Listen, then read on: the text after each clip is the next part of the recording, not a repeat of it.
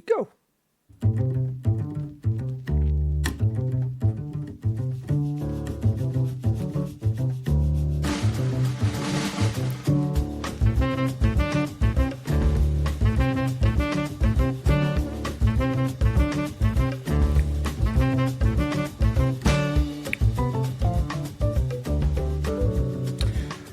Oh yeah, that's the music for VGBees bonus, everyone. And you know what? If you're listening to this on the main feed, you're like, it's a bonus. That's right. I'm putting a bonus on the main feed this week because I have the very special opportunity to talk to a friend of the show and also one of my favorite capital J journalists working in the industry today. It's the one, the only Grant Stoner. Hi, Grant. Hello, thank you for having me. You're so welcome. I'm so excited that we're finally on a podcast together. It's not often that that two cripples get on one gaming podcast. I So know. what's the deal? I mean, We got listen, I'm not saying we shouldn't have our own show called Two Cripples, but we should have we our own should. show. Yeah, We Two should. Cripples. Yeah, I think so. We could do that. We'll you know what, folks? Jordan, cut this part out. TM TM TM. That's the name of the new show. We'll be designing it soon. Thank you so much. But no, for real, I am super excited, especially because it is Disability Pride Month, which is a cool time to remind everyone at home that disabled people are around and we're here and we're not going anywhere. And it's one of the only demographics that almost everyone is guaranteed to be a part of at some point. Mm-hmm. You Yeah, don't you like can't avoid it. you don't like to think about that, do you, at home? But guess what? It's coming. It comes for us all, whether it's temporary or permanent, whether it's congenital or accidental. So think about that, everyone at home. Now, for Grant and I, that we're gold star. We're gold star cripples, baby. We have like front of the line passes, like Yeah, VIP seating. we do. We do. We Yeah, get that good. We get that good parking. We yeah. get that. We get. It's pretty nice. So that's great. I also want to just give Grant his flowers real quick. If we were to cut off the year right now, I do not think there's a better reported piece in games media than what Grant wrote about Mark Barley and the Able Gamers stuff. I think that was one of the best written pieces. It is a tough read. It is agonizing in a lot of different ways, especially for the disabled community. But I think it is one of the best pieces I've read, certainly over the past 5 years, and I think it's the best piece this year by a wide margin. I really, really, really appreciate that. Thank you. Yeah. Genuinely, um, there was roughly 5 months of intensive reporting, Mm-hmm. dozens of interviews, um, so much research, like behind the scenes, look at like documentation and speak with multiple sources. Yeah, it was very intense. So I'm very glad that it's out and that the victims can have their stories be told.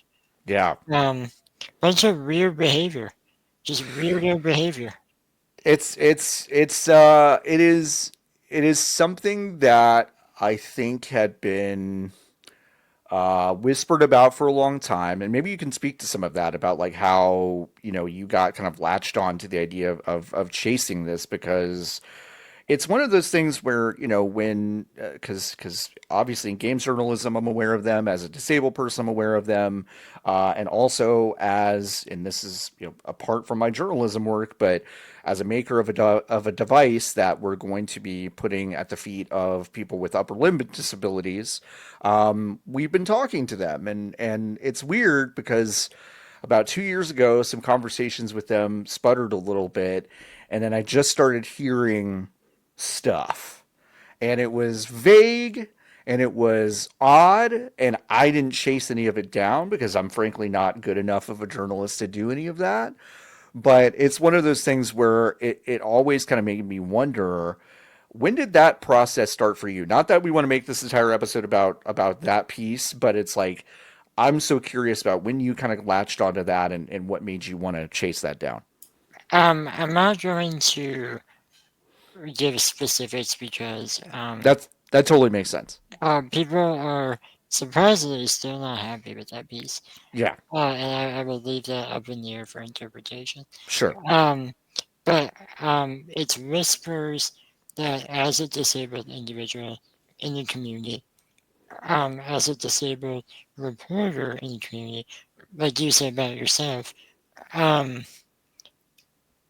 it's not, it's very open secret. Yeah. And for years, Able Dimmers was the dominant being in the Yes. industry for accessibility. Um, so it was only through the bravery of the sources Yeah. that I was able to look into this and dig deeper and see what the issues were. Yeah. But in terms of my knowing of it, um, I'll just say that it's a very open secret Yeah.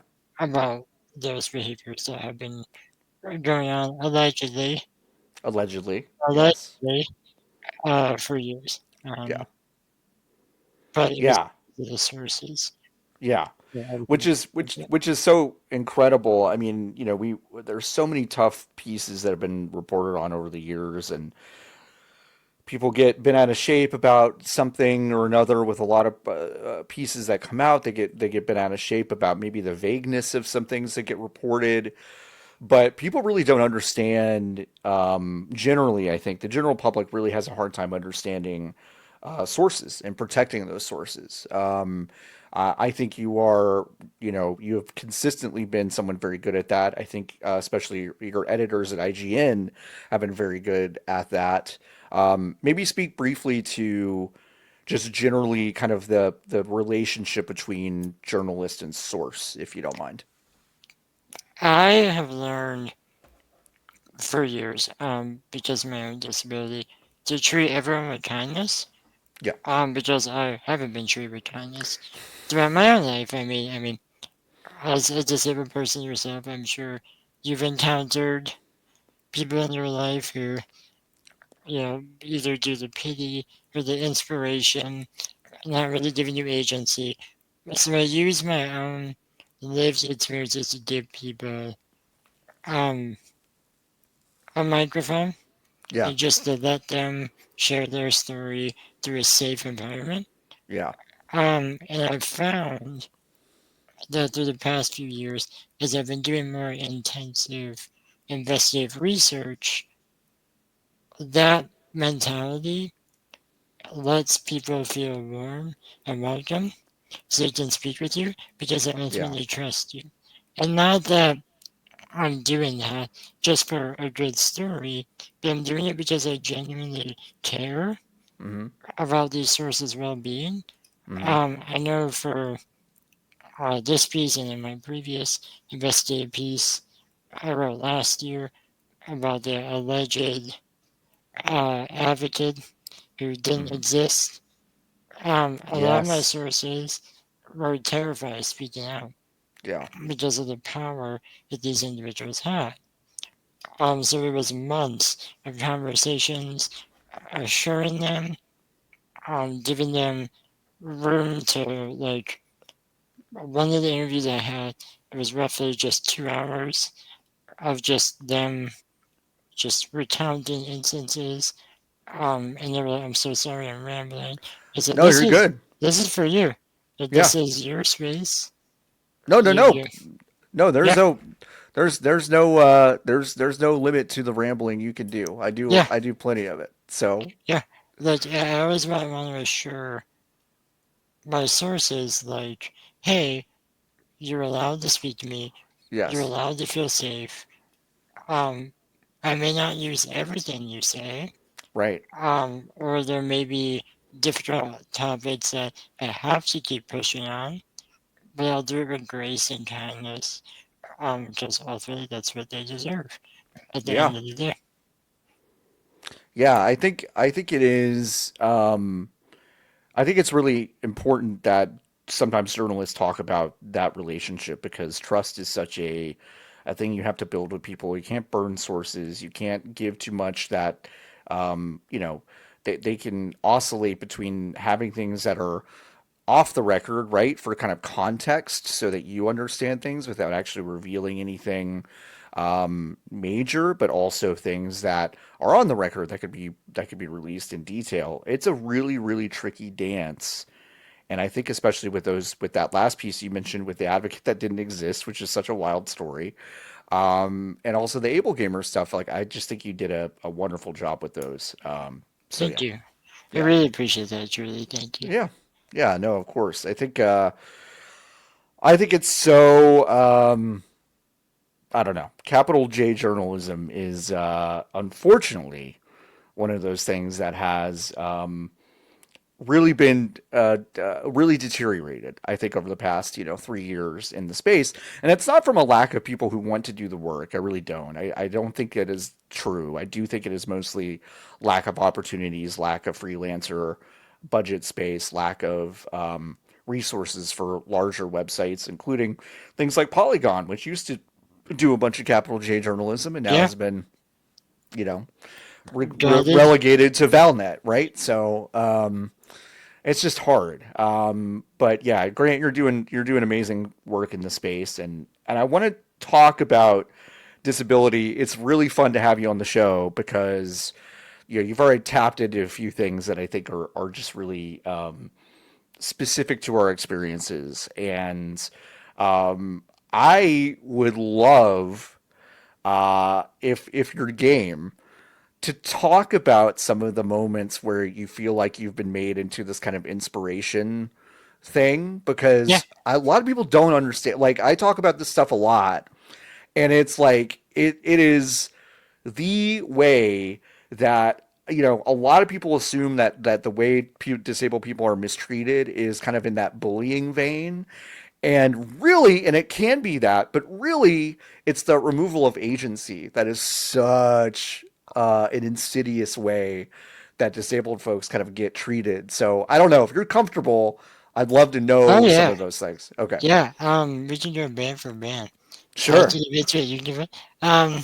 So one of the first ones that to me is funny. My mom and I were at the hospital, the local hospital. This was 7, 8 years ago. I was doing a routine chest X-ray because I'm disabled. Huh? Yeah. I have lung problems, as you can sound in my voice, as you can hear my voice.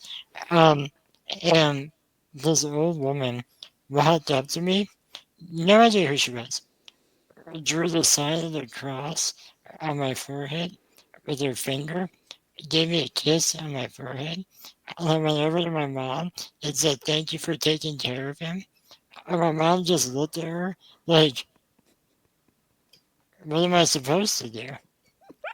And I was so stunned that she blessed me to be healed.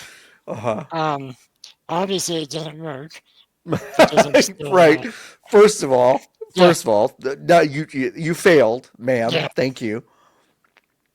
But Um. and then another example. This is a rather long example. So I graduated from University in Pittsburgh, Hmm. where I live. And when I graduated, they invited the local news team to do a report on me. Hmm. Even though I graduated with roughly 300 other students in that class. Um, and they made me give a speech at commencement, Hmm. even though speeches are reserved for like top of the top. Yeah, So, valedictorian stuff like yeah. that. Yeah. Hmm. Um, and I wasn't a bad student by any means, but like I was chosen over people with like 7 majors, Uh huh. like 4.8 GPAs. Uh huh. And I was like a 3.7 GPA with two Hmm. majors, and they made me give a speech at the local news station. Mm-hmm. came up with cameras, and they report on me. They marketed the shit out of that. But 3 months, it was in the papers, it was on TV, it was in their magazine. We all know the answer and the reason why. Yeah, sure. Um, yeah, I have so many stories of It's how the it's public just doesn't know it's how to behave. it's really nuts. I mean, I was telling someone this story recently, but when I was in college, I was on the school newspaper, and there was actually a shooting at our local Planned Parenthood. And when I went to talk to someone that worked at Planned Parenthood, there were anti-abortion protesters outside. And I also wanted to talk to them and kind of because when there's a shooting and someone shoots through the windows of a Planned Parenthood, but you're still out there protesting abortion when they're closed up and trying to repair the place to reopen it, it just kind of raises questions about Yeah, your vibe. Um, and all three of these ladies, they uh, they all tried to get me to join their church because they believed I could be healed. Um, did you? so yeah, I didn't. It was really tempting, Grant, to join Yeah, I uh know. and the anti-abortion protesters Yeah, church. Yeah, yeah, yeah. No, real tempting. But they were really adamant about if I did the right combination of prayer and take some of the supplements that they sell through their church, that I'd be better. So that continues the theme of kind of Christian twinged um, saviorism when it comes to being disabled. Um, and I also have a very similar story with academia. I was in high school, but they gave me and this other girl a award. There were like 900 people in our graduating class, and they both gave us this award that we had to accept in front of this large group for quote unquote overcoming the odds when we graduated from high school. And I'm just like, guys, like there are some really dumb kids here who graduated that really did actually overcome some odds, or people who like they didn't have a ride to school ever, or like yeah, they really had genuine hardships as opposed to these two disabled kids who were like smart and well taken care of and like yeah, had a support system. And it's like it is it is a reflex that I to some extent understand, but it always I don't know if you've had experience with this, but whenever I push back on these things with people who aren't like my family or friends, it's met with genuine confusion about like why we wouldn't just love to have this kind of um, inspirational aura around us. And I just like mhm, it's hard to explain to people, but it just you said it beautifully. It really removes our agency, and I think that's something that I still struggle with in adulthood. I don't know about you either, but I yeah, still struggle with that. yeah. There was a recent incident where my partner, who is also disabled, but Hmm. she isn't visibly disabled like me most days. She uses a cane, but most days it's not visibly presenting. Yeah, So we were at the mall, yeah, as most people in their late 20s, early 30s do, I yeah. guess. And this woman walked up to us and she stopped us. She was like, "Let me pray for you." And my Oh, partner was like, "No." And we just kept walking.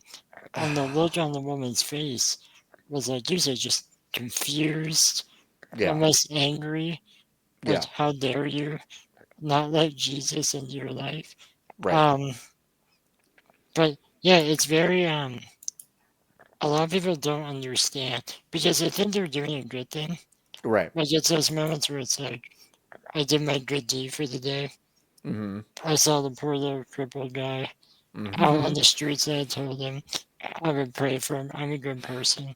Mm-hmm. And when you challenge that, it's often met with like conflict of what they thought was good, Mm-hmm. and then people don't react well to having their ideals Right. questioned or met with resistance. Um, but yeah, it's something that moving forward, I try to just smile and say no thanks, Yeah. and just keep moving. But there are some people who are like really persistent, Yeah. um, who just really want you to feel their love. Yeah. And just kind of get down there with them in whatever um kind of mode that they're in, and we just don't have any fucking time for it. I mean, I just don't understand it. It's one of those things that frustrates me even into adulthood. That I don't know. It's still astonishing that that happens. But it does. You mentioned your Yeah, partner. Do you mind talking about like relationships and stuff? sure. Okay, because you don't strike me as someone that had a hard time, dating to me. Like, I mean, I'm just saying in the sense of like you're very confident, you're very, it's like, and I also have not had an issue with that, but I think a lot of people are very curious about being disabled and being in relationships, and something I Yeah. see, it's something I see even with my friends who, now that I'm 40, it's like there's a lot less curiosity about that, but like hmm definitely when I was growing up, that there was a lot there hmm as well. So I don't know, just curious. Growing up for me, I was criminally single Yeah, and chronically single. yeah, A lot of people in my area didn't want to date the local yeah, crippledom from school. yeah, Um, I did have a girlfriend in high school, but it was short lived. Um, but for the most part, my confidence came through uh, when I became more of a presence in the gaming industry. yeah, Because sure, as I am as a person, I'm very shy. yeah, Even speaking to you previously before the show, sure. like I had to like hype myself up I get that. to do it, Yeah, even though I know you, right? yeah, yeah, yeah, Um, but my relationship was because I was friends with her for like 3 years. yeah, And then eventually we were like, hey, this is weird, right? Like, this is not just a friendship. sure, And we yeah. were both like, yeah, I agree. Um, but it wasn't because of like smooth talking and No, yeah, like eyebrows and, but I it was, but I love that. I love that as a genesis to a relationship of just like, hey, like we've been friends for a long time. Feels like maybe something else is there. Like that's a great foundation for that. yeah, she likes to joke because we were good Twitter mutuals. Yeah, We would always hype each other up and have little inside jokes. And when we started telling people we were dating in the accessibility space, because yeah. she's also a big consultant in the space, everyone was like, yeah, we know. And we thought we were being sneaky. And like, we thought we were like, no one knew. And they were like, really? Because we've seen the way you two act for like, um, That's really funny. but no, it was very genuine, very sweet. Yeah, It wasn't the usual like dating, like, hey, how are you? You know what I mean? yeah, yeah, yeah. It felt very natural, That's which was cool. good for me and my awful anxiety with stuff like that. Yeah. Um, but no, I was not a confident person. I still don't even think I am. I like to think because of the beard that I have more confidence. It helps, man. It It does. helps. Yeah, it Yeah. helps. I can't go without it. The last time I saw myself mostly without one, I had a full on panic. I was like, nah, can't do Yeah. that. Hmm. Yeah. Yeah, yeah. No, it's a good shield. hmm No, that's funny. I totally get what you mean. I mean, I think like I still have to hype myself up less than I used to have to, but especially if I don't know someone that well, I definitely have to do that. hmm But yeah, gosh, I don't know. It's so interesting. I also did not I did not get that into dating until I was really into my early 20s. Same. Yep. But because high school, kind of same deal. I mean, like I did develop a, um, I did develop like a certain reputation. I was popular among people who would like sit next to me in classes, and I think I kind of got the sense of like people being like, oh, the wheelchair kid's like kind of funny or like interesting or like whatever. You know, Yeah, like yeah, there's same. always this kind of like surprise that dawns on them. And you could see that start to spread a little bit. And I do think that like was the basis of some confidence that I eventually got into college. But yeah, it wasn't until it was I was in my early to mid 20s that I really developed that. I mean, it's so interesting. I think it really speaks to like how just how shitty kids are, like Yeah, generally, you know. yeah, Like I mean, it's just like it's like I don't know how parenting can help that. I don't know how school systems. I'm not like a curriculum designer or a principal or a yeah, superintendent. I don't know how to fix that, but like I could see the problems while I was in school of like the way that I'm being treated by staff or teachers or adults around me absolutely is trickling down to how kids also yeah, treat me. yeah. I was denied a AP history course, U.S. history course, because the AP teacher was like, "You won't be able to handle it," and he Oh, had no like evidence supporting that. Um, he just saw me and was like, "No." uh-huh. Yeah, and then I would intern. Uh, the kids would see like I wouldn't do certain activities or whatever, which would then in turn fuel Right. like bullying and such. Um, but yeah, it really was the only way I had like friends Yeah. was people had to get to know me Yeah. and like ignore the rumors that they've heard or like the Totally. false impressions that they've had. Yeah. Hmm. Yeah, which is super hard. I mean, it's just like it again. I mean, kids just they see Yeah, how adults treat other kids, and they go, well, I guess this is kind of how it's done. And yeah, it really takes some kind of like I don't want to call it bravery, but it's like it does take some confidence of other kids to kind of break out of that cycle and go yeah, like, actually, I'm going to get to know this person because I'm my own yeah, person. I'm going to get to know them. So, yeah, it's hard. I do think being online flattens that, right? Like, do you feel that having an online presence has helped flatten that experience for you? yeah. I found out. It was the first moment where I was like, oh wow, people actually liked me. Yeah, Um, sure. when people were sharing my work Yeah, that weren't my editors, yeah. it was like, oh wow, people actually like think I'm good at this or that Hmm. I'm not a piece of shit, right? And Right. then, oh sorry, can we say that? No, yeah, yeah, yeah. Oh, Okay, say cool. whatever you want. I always had to make sure. Um, No, you're good. and then one time I saw when Ken Jennings was going to be the host of Jeopardy. Whenever there was a disabled movement to choose a hot person to host Jeopardy, Right. and people chose me.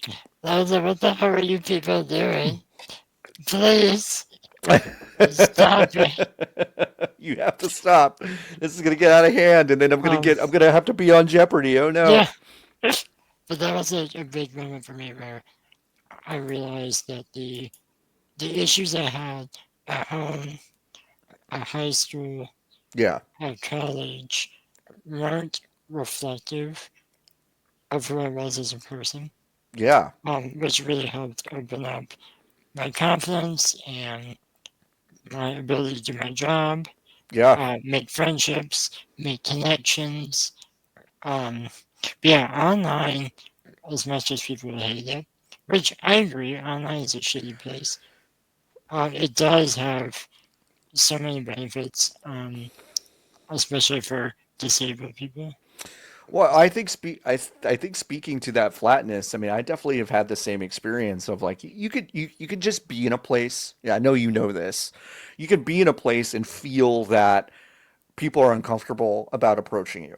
like Yeah. just Oh yeah. physically. Like you're just like people just won't do it. And there's also this kind of difficulty for us where if we're at a place with in a crowded room, a networking setting, something, we're both yelling up at people, which is not easy. Yeah. It's like it's just not an easy thing to do. Yeah. And so when you're online, all those things go away. And the ability to approach someone else is super, super easy and removes that Mhm. discomfort. And that discomfort sucks that it exists. Like it totally sucks and I wish it would go away. And I wish like I hope we can be visible enough that that discomfort goes away. But I do appreciate online, especially in the specific way to flatten things for interactions Yeah. between people because it does remove that discomfort. Um, and I think that's a good thing. I do think there is a flip side there. Yeah. Within the disability community, especially, there is such a we're all in this together mindset, Mm-hmm. which in turn can create issues, Yeah. especially for my job, Mm-hmm. when sometimes some of the people in the industry aren't the best. Right. And there are people who are inherently mad with the Yes. work I do because I'm going against that online community, that like family unit Sure. that's been built up for years. So it's a good thing, but also it can have negative consequences. That's a really, really good point. Watching marginalized communities kind of become monolithic against their will, in some ways of just kind of going, okay, because we've seen this with reporting on different trans people. We've seen this Hmm. on where it's Hmm. like there's anger, there's pushback, there's this kind of monolithic community behavior that creates tension between journalists and an overarching subject matter or group.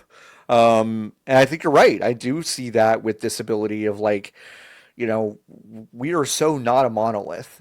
Like Yeah, there are shitty disabled people. Hi, the governor of Texas, one of the shittiest disabled people to ever live. Like just a bad dude, like all the way down. So it's like zero that's a redeeming factors. no redeeming value. And it's just like that's a really bold example, like a really, really bold example, but it's like that kind of monoculture mindset, it can feel good at times when it is disability pride month and we do want to raise awareness and there is this but the flip side of that is like yeah, no, it can't be a monoculture because it Hmm. is really, really different Hmm. you know Yeah, nothing.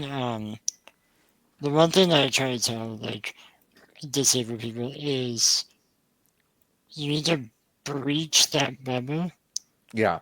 and escape this idea that we're all this like kind, loving family unit and Right. just treat everyone like individuals. Right. Because in the end, there are bad people who do abuse that system. Yes. If we keep treating them like family units and we're all one big happy, monolith, like you said, it just lets the abuse fester Yeah. and make it Yes. worse. Mm-hmm. And sometimes it hurts to realize that there's awful people in your community. Yeah. It's best to get rid of them and confront those emotions rather than let it fester and continue to grow. It's a really good point. Yeah. I hope this is a weird hope, but it's like I hope we're confronting a lot of that. I'm hoping we're confronting that more and more over the next couple of years. I think the Hmm. increase in Hmm. I think the increase in bylines that you've had and other people have had reporting on disability has been really energizing. But I think there needs to be more of that. And I also think like you're so right about breaching that bubble too of just having disabled people just be in the conversation. It's not just about Mhm. accessibility as well. I mean, there's something really wonderful to me about disabled people reporting on these things because they can be really get to the heart of the matter with this institutional knowledge. But like, I also just want to know what Grant Stoner's playing and what he's interested in and like what he's up to. I don't necessarily always want to be like, hey dude, like what's the rub on disabled stuff right now? You know what I mean? I did a review for Polygon before Valnet Yeah. butchered it, and 2/3 of the review were unrelated to Yeah. accessibility issues, and I loved it. It was one of my Yeah. favorite reviews. Yeah. Um, I still felt like it had to include some Which accessibility critiques. which I also think like to just cut you off for like 1 second. I also think that mindset should permeate other writers reviewing Yeah, stuff too, yeah, right? I mean, like that's part of this now. Like Ubisoft games start with accessibility menus. Like this is something that like I yeah, think we ought to, whether we're disabled or not, do. So I love that format of having that 2/3, 1/3, and obviously you taking the lead on that's been great. yeah. It was very it was refreshing because there was a moment where I was facing burnout Yeah. by just doing the same like what options does this game have? Yeah. Look at this new feature the devs developed. Isn't that neat? And to me, it was so derivative of everything I've written. Right. And it just got to a point where I was like, I don't want to keep doing this. Mm-hmm. And the Assassin's Creed review was the first review in 2 years Mm-hmm. where I didn't touch on the accessibility of it. That's amazing. And it was very fun. It was Yeah. very, it energized me. Maybe want to keep doing critiques Yeah. like that. Um, but it's something I hope more disabled writers understand. Like you said, is that you don't need to only do accessibility work. You don't have to filter everything through that. I mean, it's there is something there is something that maybe feels right about it, and there's that may come from a lack of confidence or experience of feeling like, well, I have this kind of institutional knowledge of this thing, Hmm. and there's a fit from a visual perspective, but you're also maybe kind of sort of removing some agency from yourself by doing Yeah, that. You know what I mean? yeah, Which is a self-perpetuating cycle that, like, I think disabled people do deal with on a large basis. So, I'm definitely guilty of that. So, um, yeah, no, so that's crazy. Something you've also reported on in the past is, how return to work or layoffs have affected hmm, workers with disabilities, especially. We have just come off of an absolutely staggering 9,100 people losing their yeah, jobs from Microsoft, including many from gaming divisions. hmm, We have this absolutely wild story that is broken today about Crafton delaying Subnautica 2 and probably removing bonuses totaling about $250 million from its workers due to hmm, that delay. yep. Maybe kind of talk about what you've heard or seen or just thought about over the past week as some of these things have unfolded. I do want to point out first that with accessibility reporting Yeah, and disability reporting, every single topic can be observed from that lens. yeah, So like the layoffs, for example. yes, I wrote a piece, was it last January or 2 Januaries ago? I can't remember. About what disabled employees do when they lose their jobs. What happens to their yeah, health care?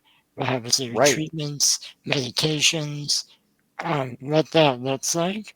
And those stories can easily be found every time there's mass layoffs. Yeah, So right now, with 9,100 people removed, mm-hmm, um, what happens to their health care?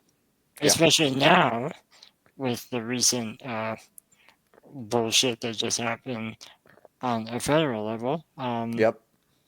What happens to their healthcare? What happens to their treatments, medications, family members who are relying on Hmm. that healthcare?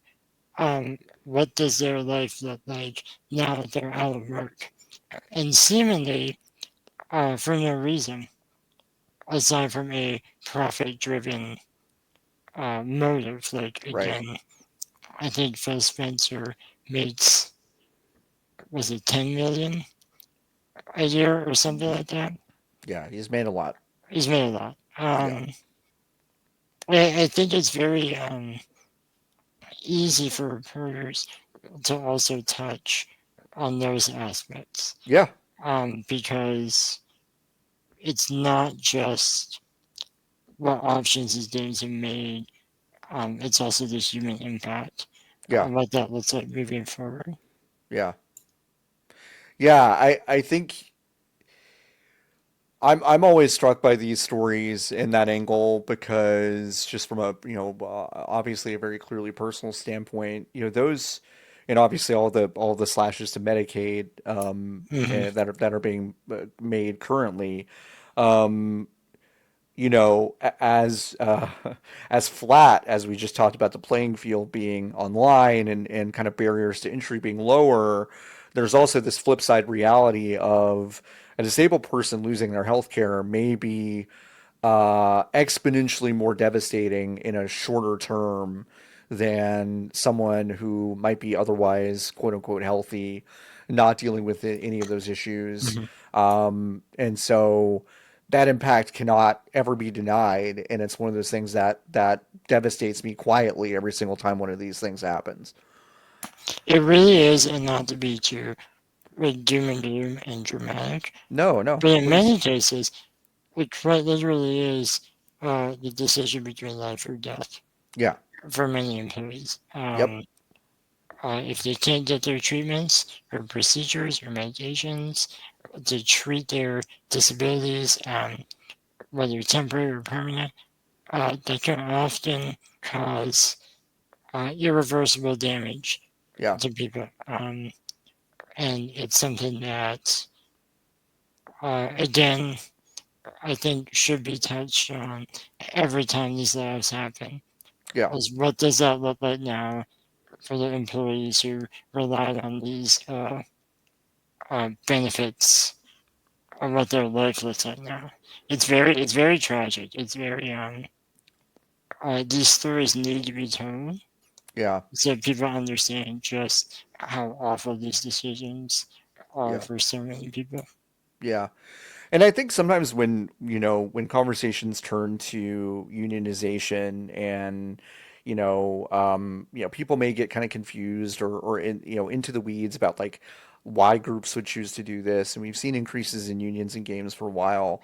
But this is one of those benefits that a union would be able to provide to some extent is, basically guarantees to secure some sort of health care through a contract. Now, of course, like, these corporations still have wield enormous power, but these are things that can be negotiated in collective bargaining agreements and things like this. But unfortunately for Microsoft and a lot of the other layoffs we've seen, like this is just a total unprotected event that removes healthcare for thousands and thousands of people and creates, like you said, life or death scenarios for a lot of disabled people.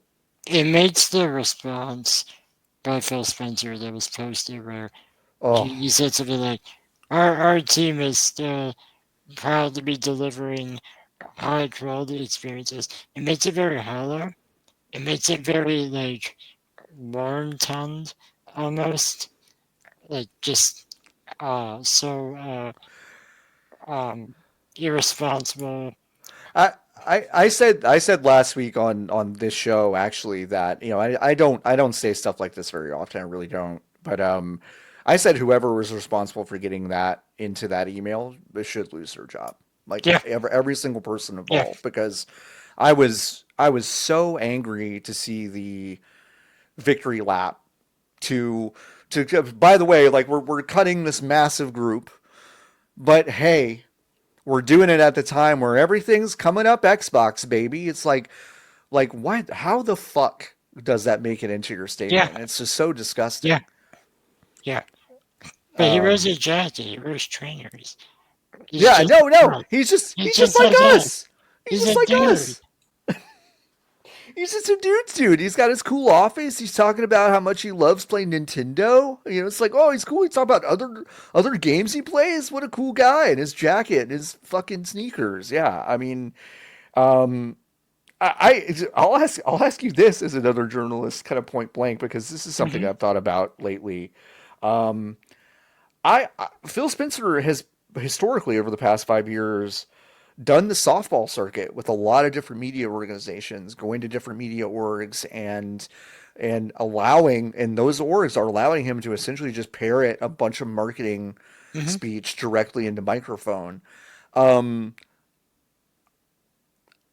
I feel like some responsibility is on us as the journalist class to not allow that shit to happen. I don't know Yeah. how you feel about that, but I think back to all that stuff, and I feel like we've really given him, that guy specifically, a long leash with media itself. I would say I'm more lenient and forgiving toward freelancers because Oh there was a sure, moment 2 years ago where I was one of the media people who was giving him a microphone. sure, He sat down with me, let me interview him for the Forza Horizon blind driving assists, which now which is can't really be cool. used because Right. Turn 10 was just gutted. Uh huh. So all Uh huh. that shit about how it's like the best and Uh you huh. can't use it anymore. Uh huh. Um, but in terms of like publications and Yeah. established journalists, Yeah. I do think there should be more pressing questions, Yeah. more pushback. Um, Something I've learned with like the reporting that I've been doing over the years Yeah. is sometimes you have to be uncomfortable. Mm-hmm. Sometimes you have to make people uncomfortable. Uncomfortable. Yep. Um, and it sucks as someone who hates any form of conflict. Yeah.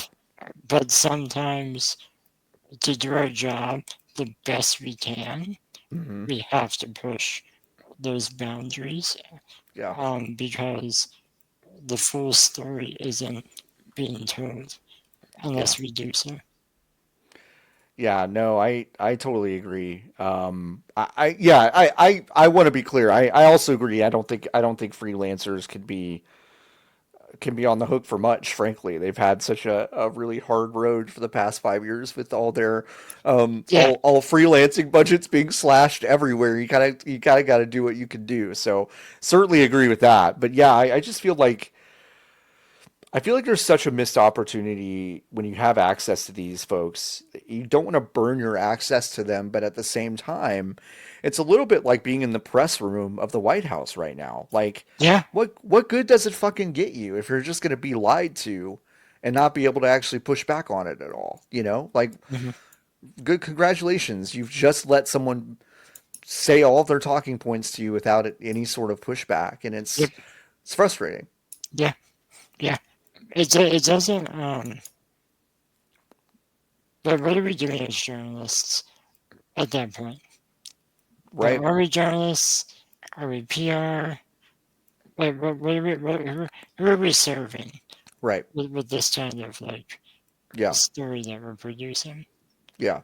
And we all know the answer, Hmm. and I think we should begin gently pushing back Yeah. and just saying like, "Hey, let's get back to being journalists and Totally. Yeah. pushing that boundary."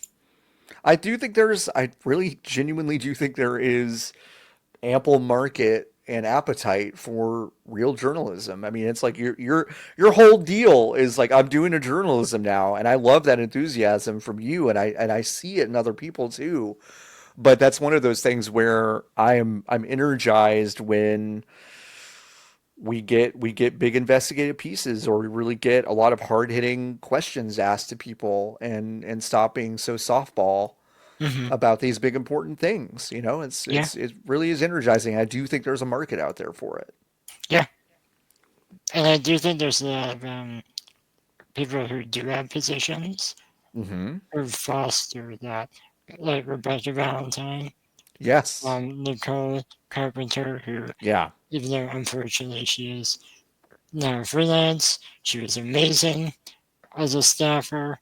Yes. She's doing amazing freelance work. Amazing freelance work. So almost Um, immediately having so many bangers out different yeah, places. Yeah. yeah. Um, but I do think that number is very small, Yeah. and I would like to see more of it Yeah. as the years progress. Are there kinds of pieces that you want to be doing more of, that because you do a lot of investigative stuff, you do some reviews, you're doing obviously a lot of coverage on accessibility. Like, are there things that you want to do personally, like over the next year, that you haven't done much of? I want to do more community reporting. Cool. Yeah. Like the kind of stuff that's like we dig deep into like a really unknown niche community. I've probably done maybe 4 or 5 throughout my Yeah. entire career, and they're always my favorite. Yeah. Because they're not like dark, they're not like upsetting pieces. They're Totally. just fun Yeah. stories that explore a niche, sometimes weird, sometimes Mm-hmm. really cool Yeah. communities that maybe people don't know about from a game. Like I did a piece on shiny hunters in Pokemon, Yeah. and the lengths they go to shiny hunt. That Yeah. was really cool. I did a piece on language deciphering in Tears of the Kingdom, It's and amazing. the people that Yeah. do like decipher the Zonai Yeah. The tablets. language, the tablets. Yeah, Yeah. I did a piece on a Mortal Kombat tournament that is exclusive to blind and low vision players. One of my favorite pieces. That's amazing. Um, so I really want to do more stuff like that. Yeah. So that's my favorite. Yeah, no, that's awesome. Yeah, I love community reporting. That was, when we were at Fanbyte, that was definitely, Chase Carter, who's now um oh my God, what's the name of his thing?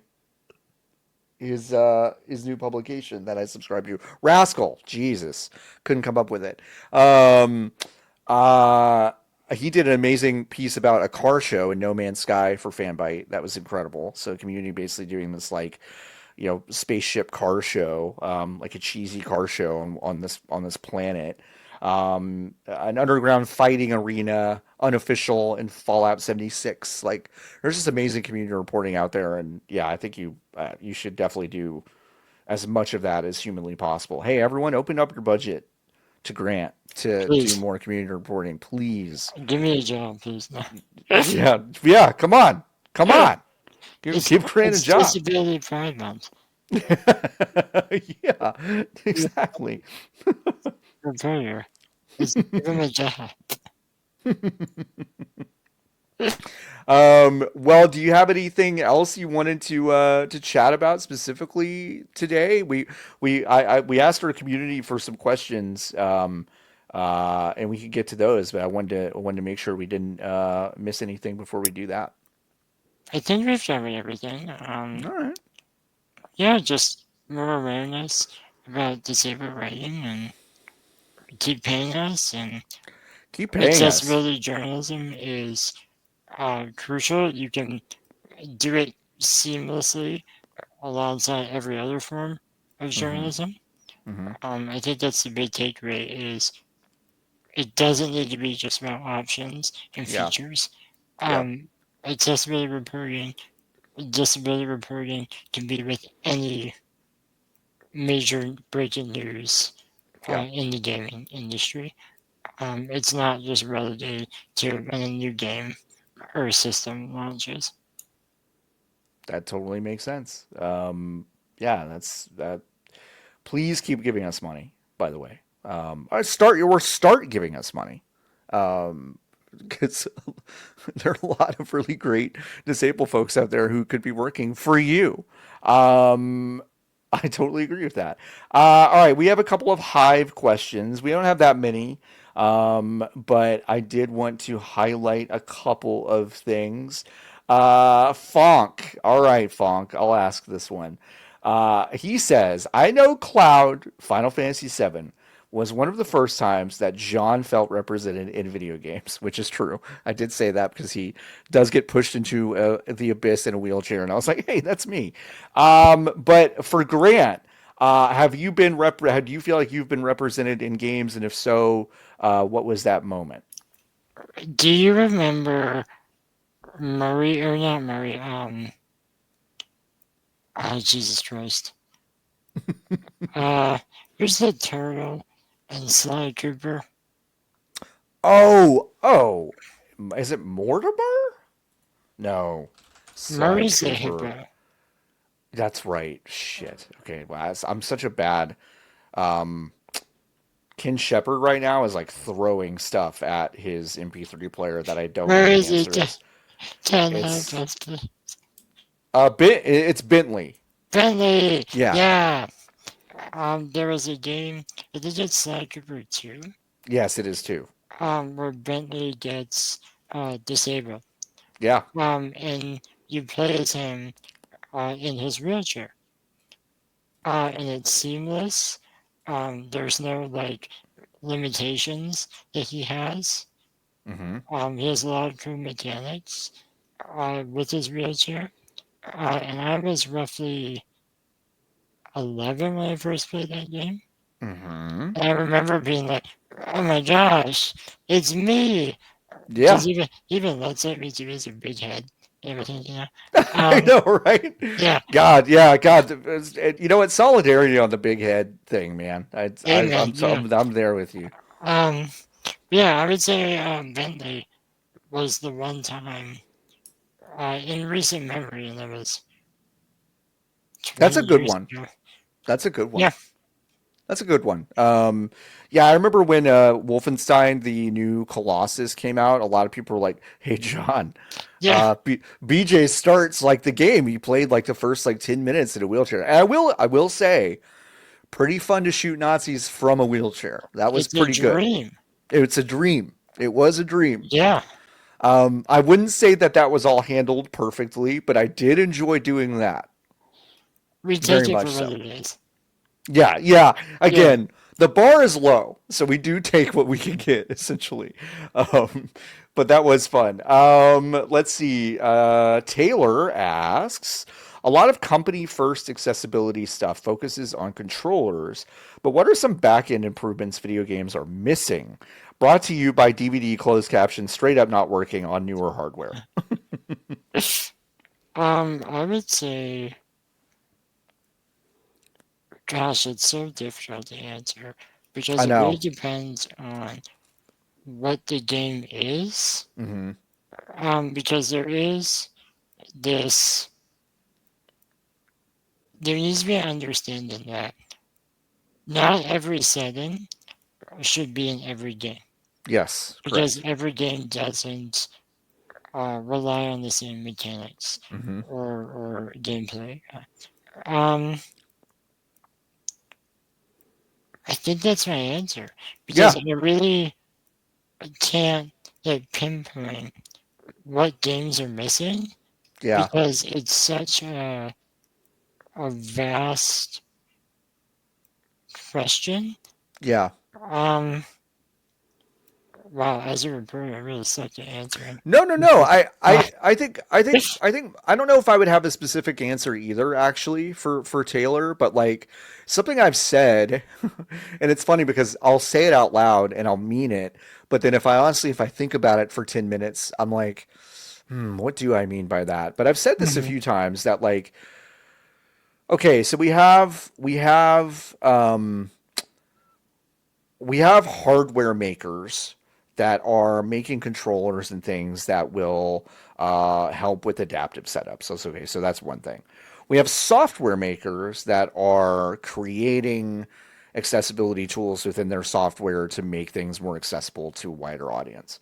But where I think things are kind of missing are platform level accessibility features in terms of platform holders like Xbox or Sony or Nintendo or your PC maker or Linux or whatever, Hmm. creating tools that are overarching. Now, to your point, not every game needs every feature, so there would be some kind of like probably some really difficulty there. And it's a little bit like those browser-based accessibility like widgets that just like, Hmm. oh, just install it and it'll do whatever. Well, there are some issues with that. Yeah. So those do create issues. So I've always kind of thought that platform holders should have more stake in it and it should be not necessarily on the software makers all the time, but I also don't know how that would work. So that's like one of those things I think about a lot. I don't know. The one thing I've learned from doing the work and interviewing devs over the years is, like you said at the end of your statement, it doesn't really address the issues Right. if the game still has issues. Right. Like the Switch, for example. Right. I'm a Nintendo fanboy, so I'll defend it till I die.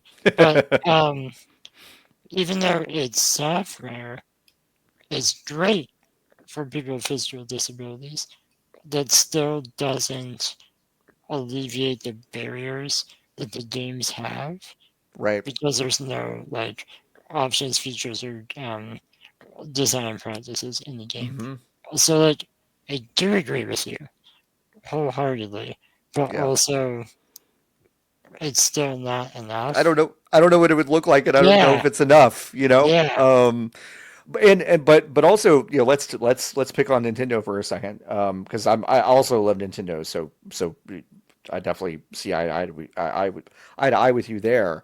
But they've been pretty bad about this since the Wii era, like right? I mean, yeah, like Wii was really the first time where I looked at a game console and I was like, I'm a little pissed off about this actually, yeah, because Skyward Sword, like one, that's not my favorite anyway. Once I eventually played it with a pro controller on Switch, but it's like Skyward Sword was like kind of inaccessible to me, yeah, and that was yeah, hard. That was really difficult. yeah. I always say that Nintendo I think, receives a little bit too much shit Hmm. because the way they design games are for family units. Sure, So their games are inherently less complex than PlayStation, like sure, God of War, The Last of Us, right? right. But to your point, they don't really offer anything. Hmm. Usually, the Switch was the first Nintendo system to offer software accessibility. Yes, And it wasn't even extensive compared to right, Xbox or PlayStation. right, The Switch 2 has increased those offerings, but again, it's not what other players are used to right. on other consoles. Um, it's such a weird one because they're not as inaccessible as people assume, Hmm. but they're very obviously lacking behind compared to the other big two. Right. Um, so it's like I find critiques with Nintendo Hmm. don't explore that. It's usually one extreme. Like they suck for everyone, boo. But in reality, they're bad, Hmm. but they're not as bad as online personas have Yeah. made them out to be. Hmm. But yeah, they should obviously have Yeah. far more improvements. Yeah. Fonk also asks, 'cause I just mentioned Skyward Sword, and that was really an example of a game that, my disability finally kind of reared its ugly head because I don't have really that many moment to moment disabilities that would affect specific video gaming, but that was one of them. Has there been a really bright example for you of a game that was just fairly inaccessible for you that you really stuck with you? Pokemon Go or Let's Do Pichu, Let's Do Eevee. Really? It was the only game, the Yeah. only Pokemon game that I've never been able to play. Oh, And that's I am brutal. Pokemon's biggest fan. Yeah. Aside from Yeah. Ken Shepard. Um, Yeah. Yeah. I am Pokemon's number one defender, Yeah. number one diehard defender. Yeah. Game Freak can do no wrong, Yeah. even though they do a lot of wrong. Even though they can't get a Switch game above 20 frames per Yeah, second. Yeah, well, yeah, that's fine. yeah, I'm their number one fan. Um, it was my first ever freelance piece Yes. for IGN that I wrote about being the first Pokemon game that I can't play. Yeah, And to this day, I still have never been able to play it. that sucks. Um, yeah, it's just I watch streams, I Yeah. watch Let's Plays, but for me, Pokemon is my comfort series. Yeah, totally. Yeah. So I wasn't able to like actually experience it. Right. But yeah, definitely that game. And I mean, this is kind of how I felt about Zelda too. It's like from a mechanical standpoint, it's like, and for what? Like, why were these things Yeah, introduced into the game that created these barriers? Where it's yeah. like, yeah, it's like it's very frustrating. I always say Nintendo is like the king of gimmicks Yeah. that nobody wants. Not Right. even Nintendo. They Right. just put shit in, and then they force users to use them, Yeah. and no Yeah. one likes them. Um, I think about the Wii. I think about the Wii Balance Board a lot. You know, it's like it's not like I was craving a lot of that stuff, but that was such a bright example to me of something that, they're like, okay, we did this one thing. Like, it's really going to work for. We really only care about it for one thing. I guess we'll let mhm, other people, make stuff with it too. But it's like yeah, they very clearly had no intention of expanding that beyond that no, generation. It's just like, here it is. Like, yeah. here's this thing that requires you to be, kind of an athlete to operate. And it's like, all right, well, sorry, I, that's I'm not me. I'm very surprised the Switch 2 is the system it is.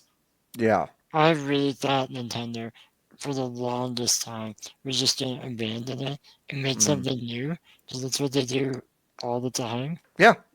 So I'm very surprised and happy that Me it's too. basically the same thing. It's Um, it's iterative. I mean, it really is. Like, yeah, I don't mean this in a really derogatory way, but it does feel like a pro version yeah, of the Switch, but it's like it is very pro. I've talked about it a few times on the show, but like Cyberpunk 2077 fucking whips yeah, on Switch yeah. too. It's really good. Pokemon Violet actually runs. Actually runs It's good. incredible. Right. Yeah. If you haven't played Tears of the Kingdom in 4K 60, like that's a Yeah, great opportunity for you without having to like mess with Yuzu settings. Like I'm not that person. So yeah, yeah, no, it's great that it's been so iterative because I was also worried, really, same as you. It's like, oh, they're gonna make everything the fucking ring fit, in the next one. It's like it's only a ring fit. There's a screen and a ring fit. I'm like, okay, well, Grant and I are never gonna play a fucking Nintendo game again. Great, you have to move every inch of your body. You move every inch of the character. And if you don't, you die. you And if you die. don't, your family dies. That's like, well, there it is. We delete the game, we delete you, and we delete your family. Yeah, that's kind of what I don't know why I'm so worried about that stuff, but yeah, the Wii era really did a number on me. It's fancy, Um, especially because, like, from the Wii to the Wii U to yeah, the Switch, yeah, completely different. yeah, All three systems, yeah, completely different. yeah, yeah, just completely different. Which is, yeah, it's interesting when you watch, how I think the DS was really maybe the first kind of like gimmicky thing that they really did. Hmm. But they had just been so iterative from Super Nintendo to Nintendo 64 to GameCube, and then it was like, let's play jazz. And some of that jazz was really interesting, and I Yeah, am happy. I think I'm happy for the industry at large that we did get those experiments. But for your disabled friends, dear listener, it wasn't always great for us. So No, it yeah, was awful. it was not great. All right, I think that's it for questions. Okay, no, actually, there's one more. Destructinaut asks, this has nothing to do with disability. I love it. What is a oh okay, I get it. I had said in our Discord, hey, short notice, but and then ask for questions. And Hmm. Destructonaut says, short notice is a good old school Bond gimmick villain name. What would your Bond gimmick villain name be? Oh, I know. oh, I know. I know. oh. I know. It's tough. All right, I think I have two. Okay.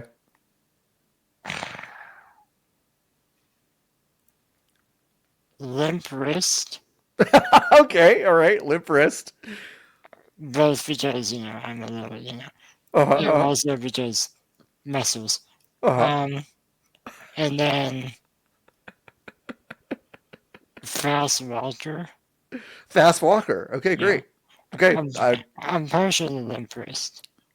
Limp wrist is really fucking funny. Yeah. That's really good. That's really, really good. Um, yeah, I think, gosh, short notice. God, that's so funny. Limp wrists, limp wrist. I think that limp wrist is so good. I'm not going to beat limp wrist. I'm not going to do it. I believe in you. Um, I believe. let's see. Let's see. Let's see. Let's see. Um, okay. All right. Okay. It's coming to me. It's coming. There's something forming here.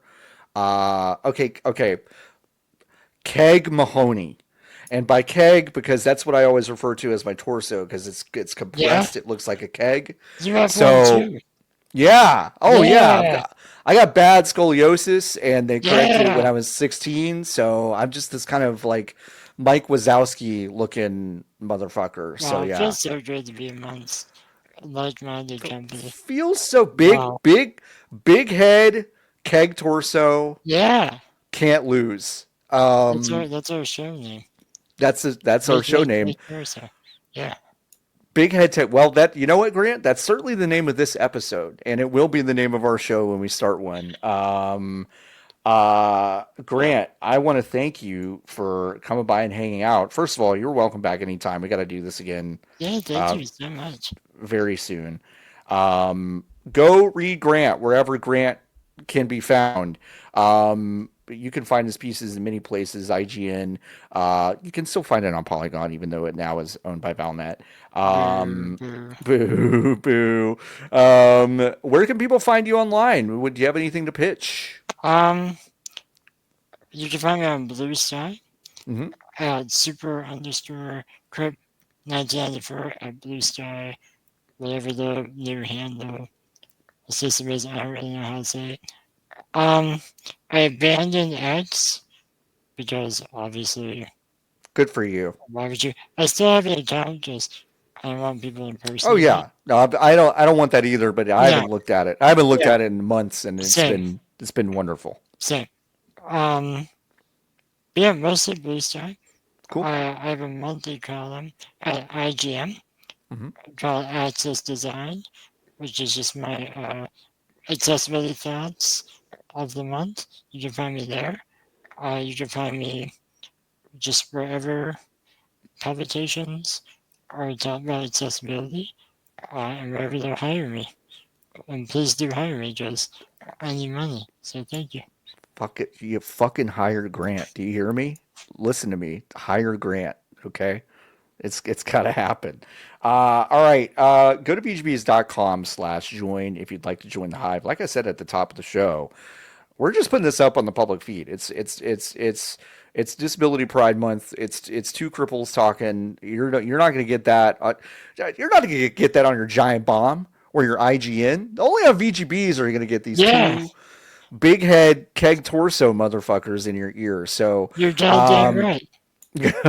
so go to bgbs.com/join. Throw us some money. We had a really nice month or beginning of the month for my birthday, we did a discount. That was awesome. We got a whole lot of new signups, but you can always sign up year round. It's not just on my birthday. So go to vgbees.com/join, throw us some cash. Maybe we'll get enough budget with your help to start maybe giving Grant a monthly column. I don't know. Like maybe that's something that we could do. If you like the way that sounds, you should definitely go and give some money to vgbees.com/join, and we will throw the money directly at Grant. Folks, you can find me at floppyadult.com over on Blue Sky. You can find VGBees at vgbees.com over on Blue Sky as well. This has been an absolute blast. Nikki and I are going to be in person recording this week's episode of the official show here in Arlington, Texas. We don't know how that's going to work yet, but hopefully it won't be too chaotic. So stay tuned for that. That's right. You get two main feed episodes this week. Lucky you. All right, everyone. Until next time, for Grant and myself, keep on buzzing. Bye Bye. bye.